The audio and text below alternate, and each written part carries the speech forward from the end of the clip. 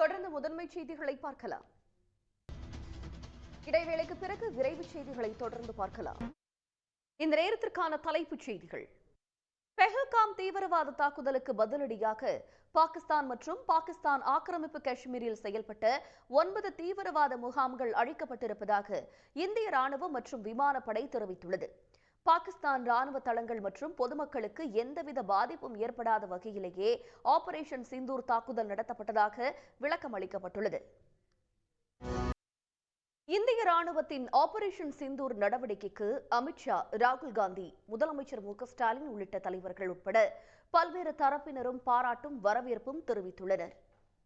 திமுக ஆட்சியின் 5வது ஆண்டு தொடங்குவதையொட்டி அண்ணா, கலைஞர் நினைவிடங்களில் மரியாதை செலுத்திய முதலமைச்சர் 214 புதிய பேருந்துகளை கொடியசைத்து தொடங்கி வைத்தார். இனி தமிழ்நாட்டின் முக்கிய நிகழ்வுகளை எக்ஸ்பிரஸ் செய்திகளாக பார்க்கலாம். சென்னை அருகே நண்பர் ஒருதலையாக காதலித்த பெண்ணை அவருக்கு தெரியாமல் ரகசியமாக காதலித்து வந்த மற்றொரு நண்பர் வெட்டி கொலை செய்யப்பட்டுள்ளார். காதலி பணியாற்றும் கல்லூரி வளாகத்தில் வைத்தே நண்பனை வெட்டி கொன்றுவிட்டு தப்பியவர் சிக்கியது எப்படி? சூர்யாவின் ரெட்ரோ படம் 100 கோடி ரூபாய் வசூலை கடந்த நிலையில் சசிகுமார் நடிப்பில் வெளியாகி கவனம் ஈர்த்திருக்கும் டூரிஸ்ட் ஃபேமிலி திரைப்படத்துக்கு திரைகள் அதிகரிக்கப்பட்டிருக்கின்றன. செய்திகளில் தொடர்வது சிறிய இடைவேளை.